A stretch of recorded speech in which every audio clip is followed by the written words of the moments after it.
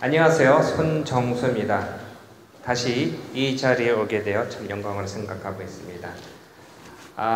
제가 작년에 2번에 와서 설명을 했을 때는 브라질 문화, 유래, 또 음식에 대해서 했었는데 올해 요번 제가 방문해 준비한 자료는 이민에 대해서 준비하였습니다.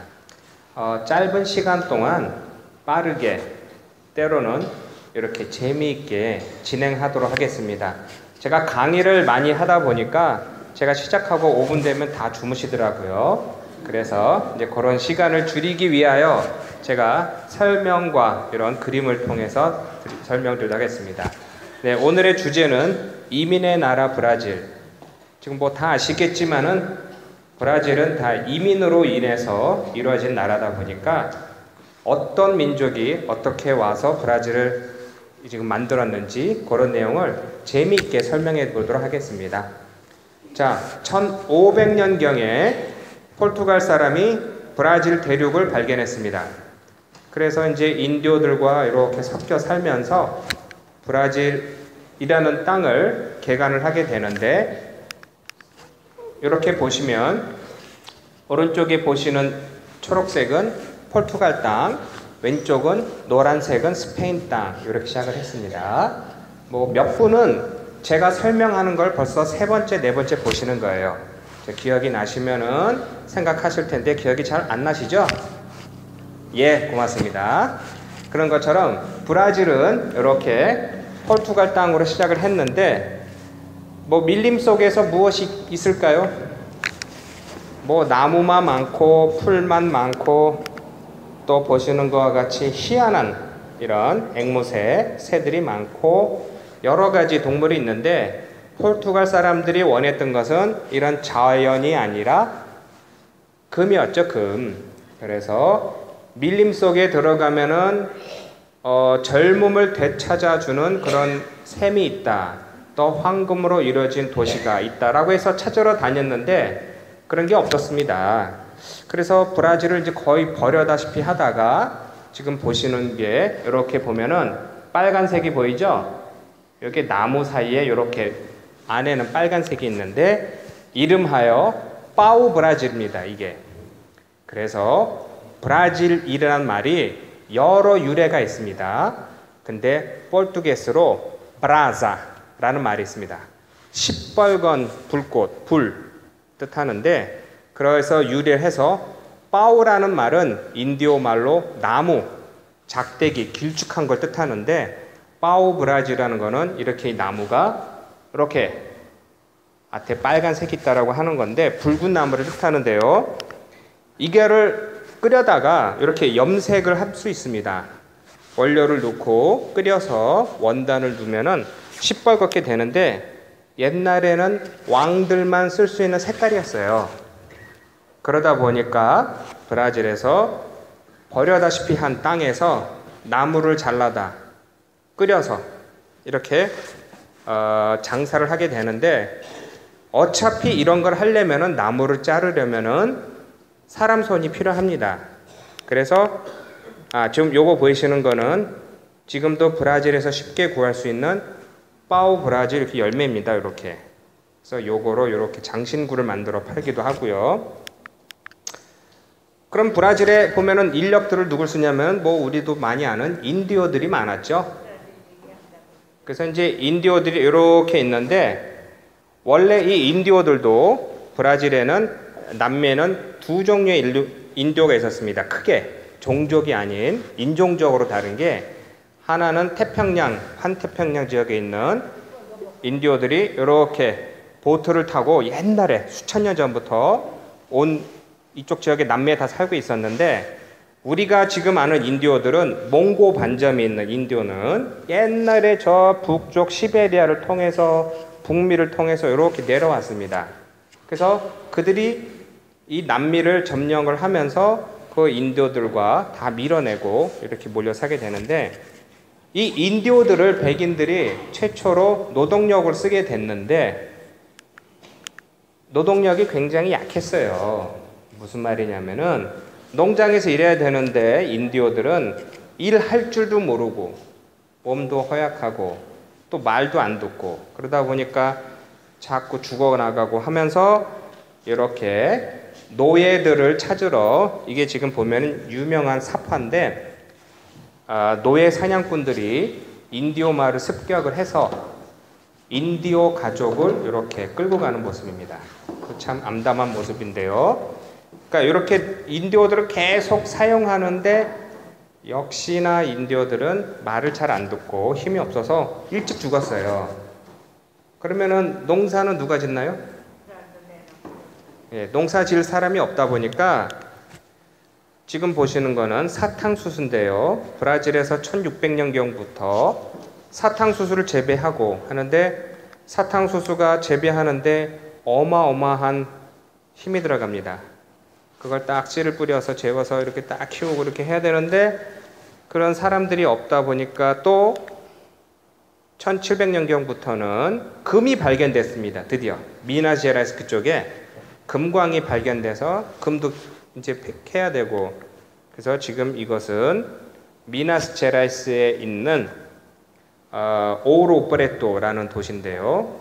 금으로 완전 치장이 된 그런 도시입니다. 옛날에 금이 많이 나와서. 그래서 이렇게 이런 도시 모습도 있고, 이렇게 뭐 성당도 이렇게 꾸며놓고 다 금 치장을 했는데, 또 브라질에서 사탕수수, 커피, 금광 또 이런 동식물들을 이제 키우게 되는데, 이런 노동력이 필요했을 때 최초로 이제 가져온 게 인디오를 썼는데, 인디오들은 얼마도 없었고 많이 죽고 또 일도 제대로 못하고 허약하고 했는데, 그래서 이제 데리고 온 두 번째 2차, 그러니까 포르투갈 사람 이외에 데리고 온 사람들이 이렇게 흑인들입니다. 흑인. 이렇게 아프리카 서해안 쪽을 이렇게 딱 가서 흑인들을 다 잡아다가 배에 싣고 브라질에 오는데, 미국보다 브라질이 흑인들을 제일 많이 받아들였습니다. 역사적으로 노예를 한 500만 명. 그러면은 다시 돌아서 옛날에 인디오, 브라질에 있는 인디오 더하기 포르투갈 사람 그리고 더하기 이렇게 흑인, 이런 문화가 많이 접해지게 된 겁니다. 근데 브라질에 흑인들이 들어오는 건 좋았는데, 뭐 그림에 보시면은 이렇게 포르투갈 사람들이 이렇게 흑인들을 막 잡아서 들여가고도 하지만은, 사실 이 노예들은 백인들이 잡은 것보다 흑인들이 다른 종족을 잡아다 파는 게 더 많았습니다. 그래서 우리가 알기로 저 아프리카에는 흑인들은 우리 백인이 다 잡아다가 와서 팔아서 이렇게 노예를 했다고 생각하는데, 그런 것도 있지만은 그보다 더 많은 숫자는 아프리카에도 종족이 많기 때문에 남의 종족을 잡아다가 서로 팔기도 한 그런 경우가 많았습니다. 그래서 이제 흑인들이 들어왔는데요. 백인과 인디오가 결혼을 하면은 난 사람은 마멜루코라고 하는 혼혈인이 태어나고요. 백인과 흑인은 물라타, 그리고 흑인과 인디오가 결혼하면은 까푸소라는 사람 인종이 태어납니다. 그런데 이게 어떤 중요한 역할을 하냐면요. 그러니까 오늘의 주제는 브라질 이민에 대해서, 이 넓은 땅을 어떻게 많은 사람들이 이민 와서 이제 차지하게 됐냐 이런 건데, 중요한 이 역할을 제가 설명드리는 이유는 이런 인종이 브라질 전체 인구의 대다수였었습니다. 그렇죠? 옛날에 포르투갈에서 다 와서 인디오도 만나고 흑인 노예도 만나고, 브라질 전체 인구의 6분의 1만 포르투갈 사람이었고 나머지는 다 흑인 인디오였어요. 그러면 이들이 사는데, 그러면 지금 여기서 질문은 이 많은 이렇게 혼혈인들이 다 어디로 갔을까요? 이 혼혈인들, 인디오, 백인, 흑인 섞인 사람들, 이 사람들이 지금 브라질 전체에 다 피해에 섞여 있는 겁니다, 이게. 그래서 우리가 지금 여기 브라질 사람들 보면 완전 백인이 있어요. 아무리 봐도 시퍼런 눈에 금발의 백인이 있는데, 그 사람의 이 유전자를 검사를 해보면은 흑인도 들어가 있고 인도도 들어가 있고 다 섞여 있는 겁니다. 그러니까 우리가 이게 가장 중요한 게, 여기는 포르투갈 사람들이 와서 만든 나라라, 포르투갈 사람들이, 이게 아니에요. 원래 흑인과 인도가 더 많은 나라가 브라질입니다. 그래서 이제 이들이 점차적으로 시간이 지나면서 이 나라 현지에 또 이렇게 색깔이 비슷비슷하다 보니까 아 나는 백이냐, 나는 원래 흑인이 아니야. 우리 할아버지는 뭐 노예도 인도도 없어. 그래서 자기 살다 보면은 이렇게 증이 있어요. 한국말로 하면 족보죠, 족보. 족보를 돈 주고 사서 아 우리는 포르투갈에서 몇백 년 전에 온 집안이다라고 하는 경우가 많은데 아닙니다.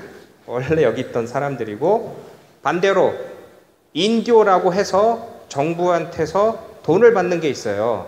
브라질 정부에서 인도라고 하면은 근데 그 사람 피해는 인도가 하나도 없어요. 근데도 그냥 대충 칠하고 옷 입고 해서 다 인도라고 해서 브라질 정부에 돈을 받는 경우도 있습니다. 일단 이렇게 해서 움직이는데 우리가 아는 역사적으로 중요한 나폴레옹 보시는 것과 같이 이렇게 멋진 말을 타고 백마를 타고 알프스를 넘고 있죠. 이게 유명한 그림인데 나폴레옹이 브라질 이민에 큰 역할을 했는데요. 그 이유는요. 1808년에 포르투갈을 침공합니다. 나폴레옹이. 그러니까 포르투갈 국왕이 1808년에 브라질로 피신 옵니다. 이게 그 당시 왕이었던 동주엉 6세입니다. 이렇게. 포르투갈에서 도망을 오는데 이게 이제 하루아침에 야 우리 브라질로 이제 도망간다 해서 모든 왕족과 금은보화를 다 싣고 해서 이제 브라질로 도망을 오는데요. 이게 이제 배를 타고 수개월에 거쳐서 이제 도착을 하게 되는 겁니다. 도착했는데 이 그림은 제가 지난번에 설명드렸는데요. 배에서 샤워도 못하고 씻지도 못하고 몇 달 동안 있으니까 이가 들끓죠. 그래서 머리가 다 막 이가 막 긁고 하니까 너무 안 돼가지고 왕이 하루아침에 머리를 다 밀어버리겠습니다. 머리가 너무 이가 많으니까요. 그래서 머리를 다 했는데 배에서 내리려고 하니까 우리 남자들은 그냥 뭐 가발 쓰고 내리고 하는데 여자들은 가발이 없었고 마음에 안 들었어요.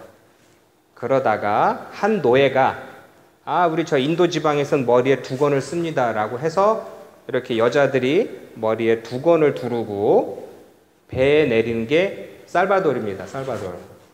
그 살바도르에 내리니까 거기 지역에 있던 사람들은 딱 보고 아 이게 유럽에서 제일 유행하는 건가 보다 라고 해서 살바도르 사람들이 머리에 이렇게 두건을 두르게 된 겁니다. 이게. 그래서 유래해서 지금도 살바도르에는 이렇게 두건을 쓰고 있고요. 이렇게 이제 뭐 국왕이 이제 브라질로 이민을 왔으니, 그러니까 포르투갈 수도가 브라질로 바뀐 거예요. 다른 게 아니라 나폴레옹이 포르투갈을 침공하니까 브라질로 도망오게 됐는데 도망와서 보니까 여기도 이제 먹고 살아야 될 거 아닙니까? 원래 옛날에 저 지방에 있는 한 나라에 있는데 그래서 이제 지금 보시는 그림은 이렇게 보시면 잘 모르시겠지만은 조금 확대를 해볼게요. 여기 요 사람이 있죠? 노란 모자 쓰고 있고 이게 청나라 사람이에요. 청나라 중국 사람. 그래서 브라질에 온 최초의 외국인 중에 하나가 1808년에 청나라 시절에 마카오라는 지금도 마카오가 있어요. 홍콩 옆에 그쪽에 마카오라는 지역에서 300명의 중국인을 데리고 옵니다. 왜냐하면 마카오는 그 당시에 포르투갈 땅이었어요. 그래서 브라질 최초의 중국 차를 재배하게 되는 겁니다. 그래서 이제 차를 이렇게 딱 먹고 하는데 그 1808년 그러니까 최초의 이민자는 중국인들이에요. 청나라 사람, 그러니까 포르투갈 사람 이외에. 그래서 이제 불법 노동 이민자와 같이 여기로 와서 이렇게 그 차도 재배하고 또 여러 가지 이제 그 농장에서 일을 하게 되는데 1930년대, 40년대만 해도 상파울루나 리우데자네이루에 가보면은 중국 식당들이 있었어요. 100년이 넘는 동안에 생활했으니까. 그래서 수천 명이 불법으로 막 상선에 얻어 타서 어떻게 브라질 가면은 여기 뭐 기회의 땅이다라고 해서 왔는데 그들은 다 역사에서 사라졌어요. 흔적이 없어요. 뭐 중국이 그 당시만 해도 너무 멀고 문화가 멀었으니까. 그러다 보니까 이 사람들이 없어지다가 지금은 이제 어떻게 됐죠? 중국이 들어서게 되면서 중국에서 보내고 하는데 지금 브라질에 살고 있는 중국 국적이 20만 명 정도 된다고 합니다. 중국 사람이. 우리 한국은 한 5만 명 되니까 우리보다 많죠? 근데 그 숫자가 계속 늘어난다고 하고 있고요. 그런데 이제 이렇게 보면은 오른쪽에 보이는 사람이 동 베드로 1세. 그 당시 포르투갈 국왕의 첫째 아들이었던 베드로 1세고요. 그 왼쪽에 있는 사람이 합스부르크라고 하는 집안은 그 당시 유럽의 가장 강력한 집안이었고요. 나라를 가지고 있었는데 그게 지금의 오스트리아, 독일 뭐 그쪽 계열입니다. 헝가리 뭐 이런 지역이었는데 그쪽 출신의 국왕이 우리 브라질에 이민을 받아들이자, 외국인을. 왜냐면은 땅은 큰데 인구가 적었어요. 사실 지금 브라질이 가지고 있는 문제 중에 하나도요. 브라질 지금 땅이 넓죠? 근데 인구가 적어요, 사실은. 뭐 2억이 넘으니까 많은 거 아니냐? 많긴 많은데 브라질 땅에 비해서는 인구가 적어요. 그래서 합스부르크가 이쪽에 레오폴지나가 이민을 받아들여서 인구를 늘리자라고 했는데 그들이 받아들인 이민자가 히우데자네이루 위에 보면은 노바 프리부르고라는 도시가 있습니다. 브라질 히우데자네이루 위쪽에요. 거기에 가보면은 1819년에서 20년 사이 이제 686명의 이제 스위스 사람을 받아들이게 되는데 그 도시 이름이 프리가 원래 그 나라 말로 자유, 그리고 부르고가 성체를 뜻하는 건데 산세가 험해요. 휴디자네이루 그쪽에는 좀 높은 지역이어서 스위스와 비슷한 산악지대, 그리고 많이 덥지 않은 나라라고 해서 그쪽에서 이제 많이 살게 됩니다.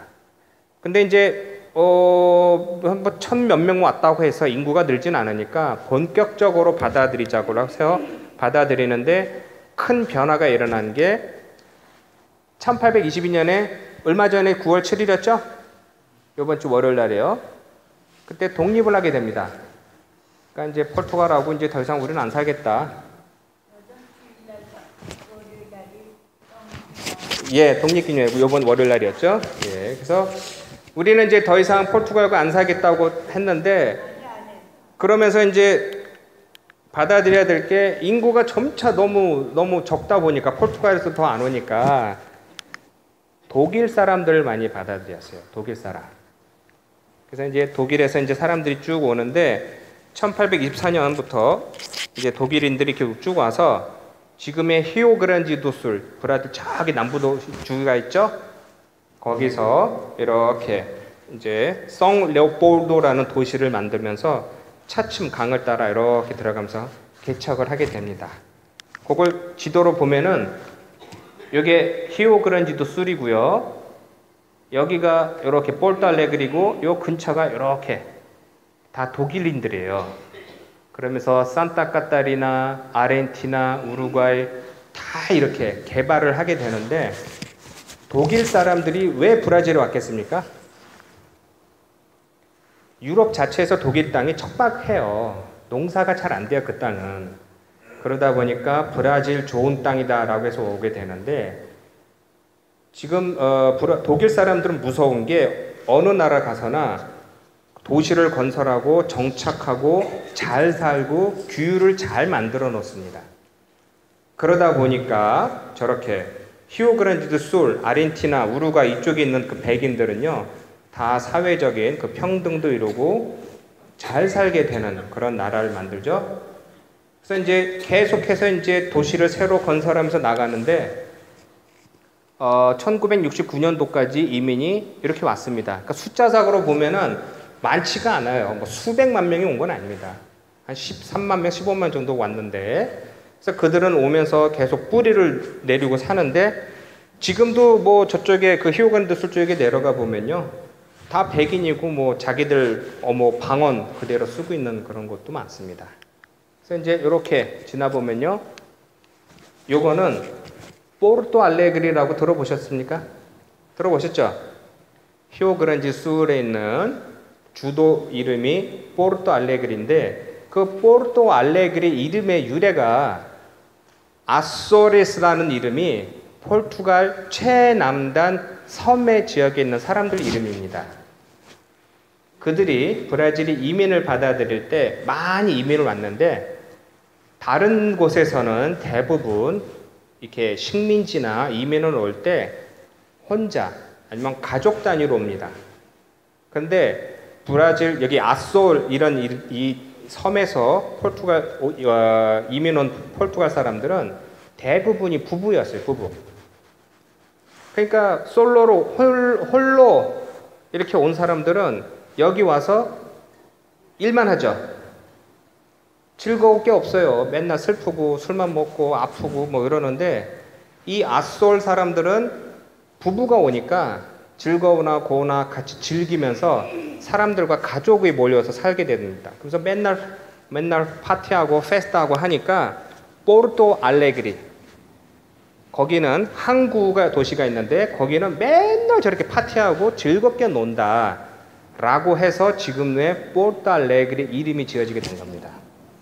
그래서 이제 그런 주도에서 여러 민족이 사는데요. 또 다른 이제 그 역사적인 거는 그러니까 역사에 의해서 자꾸 이제 이민 정책이 바뀌게 돼요. 그 중에 하나가 1888년에 브라질에 있는 흑인 노예들을 다 해방시켜 버려요. 여기 왼쪽에 보이는 게 동 베드로 2세고요. 그 오른쪽이 이사벨 공주입니다. 그래서 이사벨 공주가 그러니까 동 베드로 2세 아버지가 외국 여행을 간 동안에 1888년에 일방적으로 노예 해방을 선언해 버려요.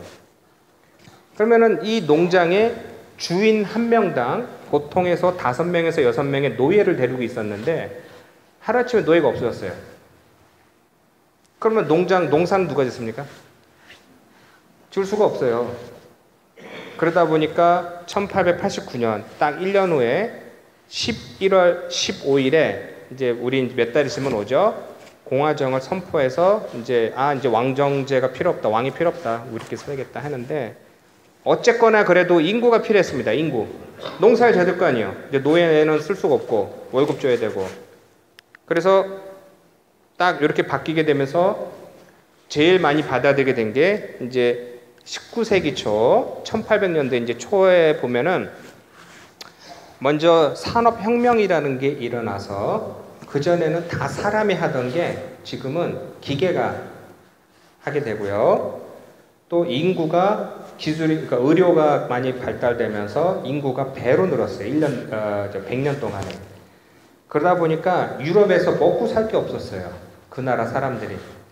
그러다 보니까 다른 나라로 가자 하는데 그때가 그러니까 1822년에서 1930년 그러니까 100년 동안에 유럽에서 6천만 명이 전 세계로 퍼졌습니다.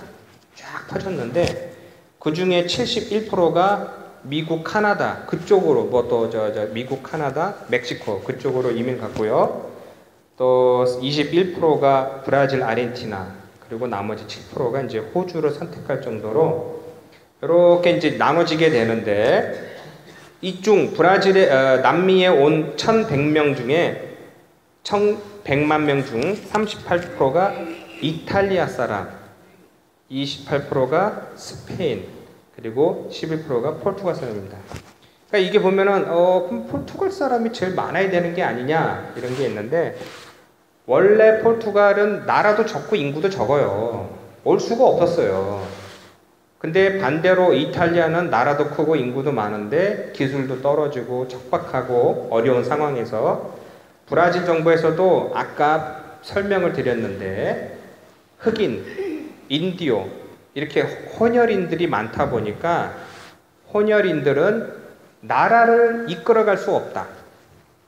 백인만 이끌어갈 수가 있다. 백인은 똑똑하다. 그런 인종적인 그런 차별이 있었는데 인구 늘리려면 아프리카에서 노예 다 사오면 되는 거죠. 흑인들을. 누구나 오겠죠. 근데 그런 게 아니라 우리는 같은 백인 계통 사람을 늘리자라고 해서 이탈리아 사람을 받아들이게 된 겁니다.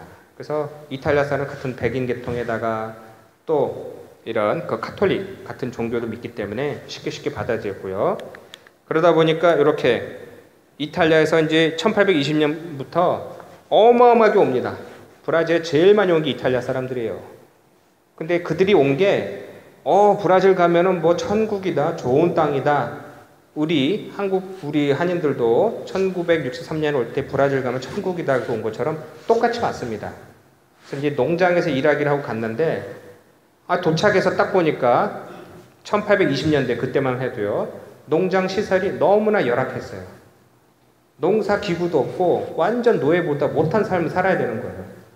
그래서 똑같이 풍토병에 죽기도 하고 공부도 못하고 그러니까 그게 자꾸 소문이 나서 이탈리아에서 더 이상 안 왔습니다. 야, 브라질 가봤자 거기 힘들대 라고 해서 도시로 나간 사람도 많은데 그들이 와서 정착을 하려고 보는데 안타까운 게 뭐냐면은 다 남쪽으로 내려갔어요. 남쪽. 상파울로도 있었지만은 왜냐면은 상파울로 이쪽만 해도 더워서 못 살았어요. 백인들이. 너무 더운 거예요, 여기가. 그래서 그란지술 같은 저런 밑에 내려가서 정착하면서 사는 건 좋은데 좋은 땅은 다 독일 사람들이 가지고 있었어요. 가까운 데는. 그래서 산간 지방을 올라가서 이탈리아 사람들이 사는데 지금도 그 히오간드솔 산간 지방 가면 다 이탈리아 사람이고 이탈리아 방언만 써요. 그쪽에 가면. 포르투게스 써도 대화도 좀 이상하고 발음도 이상하고 어느 더 시골에 가보면은 거기는 포르투게스가 잘 안 통하는 곳이 많습니다. 그래서 이제 이탈리아 사람들이 이렇게 했는데 이게 이제 이민자들의 수인데요. 제일 많이 온 게 이탈리아가 제일 많고요. 두 번째가 이제 포르투갈, 그 다음에 이제 세 번째가 스페인, 그 다음에 이제 일본, 독일 이런 순서가 되겠습니다. 그래서 이제 100년 동안 이제 계속 이민자들이 들어오게 되는데요. 이제 많이 피곤해 하시는데 곧 끝나갑니다. 네. 먼저 이제 스페인, 독일과 이탈리아가 정착에 성공하고 나서 스페인 사람을 받아들이게 되는데 스페인 사람들은 같은 뭐 비슷한 언어라 해도 오는데 대부분이 말도 안 통하는 브라질보다는 아르헨티나를 더 선호했습니다. 그래서 아르헨티나를 가는데 대부분이 이민 사기를 당해서 배를 잘못 타서 브라질 온 경우가 많았답니다. 근데 왔는데 말도 안 통하고 이상해 이 나라가. 문화도 다르고. 그리고 이탈리아나 다른 독일과 달리 스페인은 거의 문맹자였어요. 아무것도 모르는 사람들.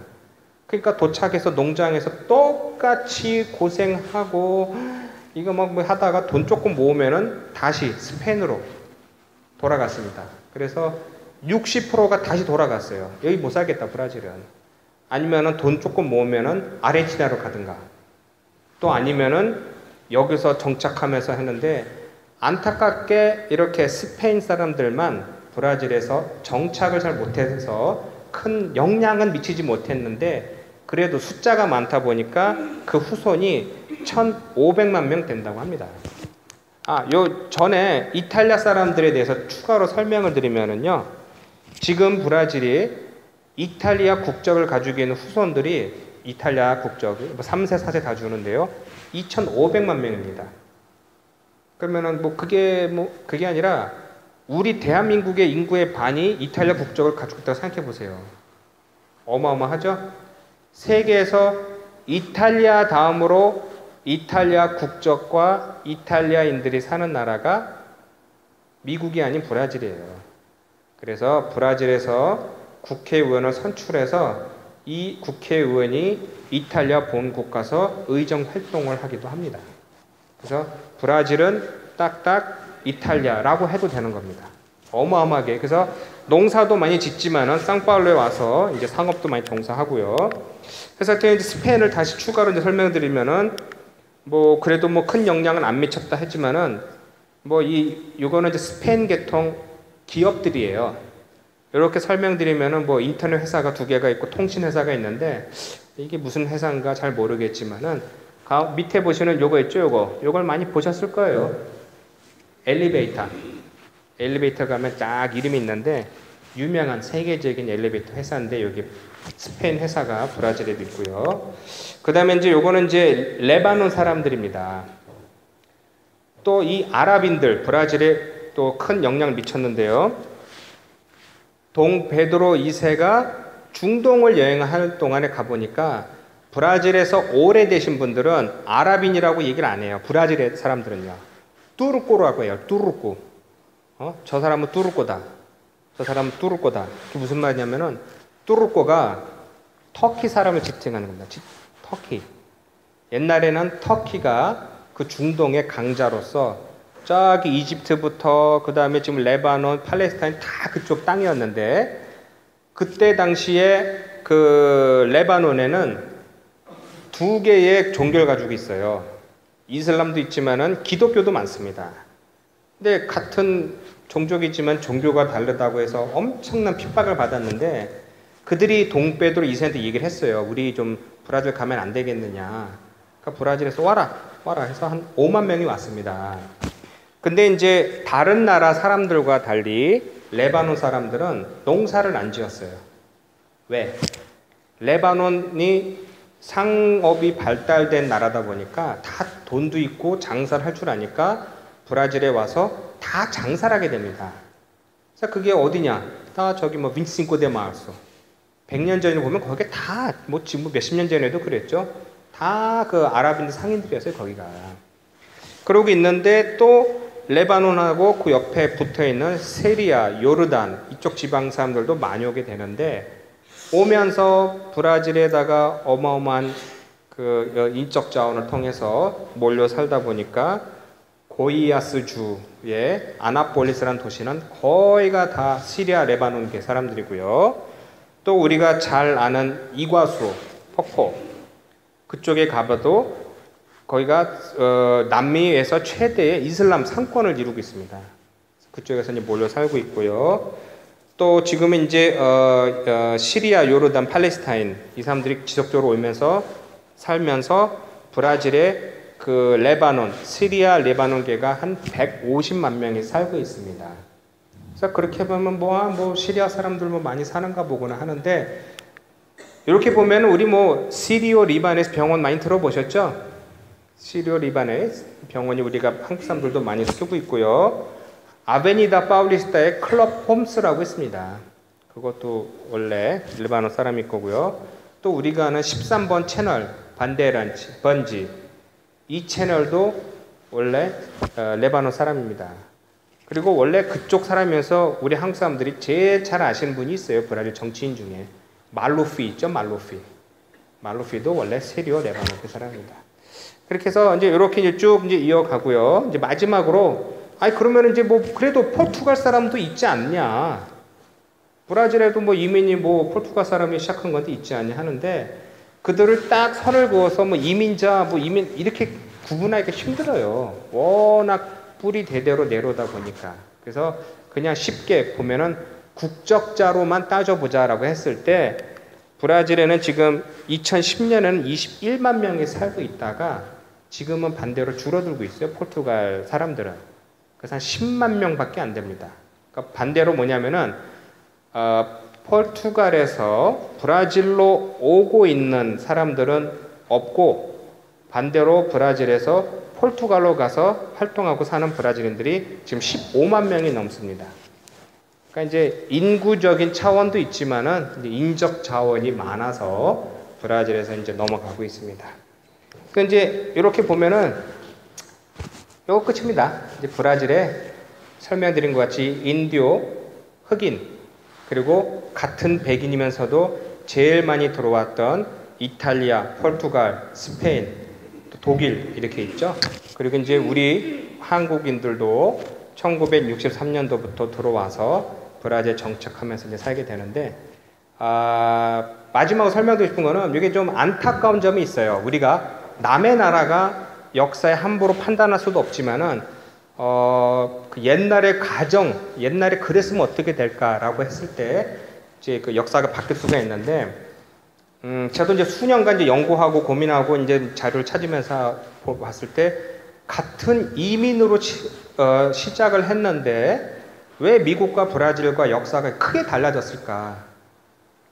거기도 이민나라, 여기도 이민나라, 또 땅도 큰 나라인데 왜 달라졌을까 했을 때 여러 가지 그 이유가 있습니다. 뭐 미국에는 유대인들이 많이 살면서 상술로 돈을 많이 돌려서 뭐 은행을 많이 만들어서 했다라는 말도 사실이고요.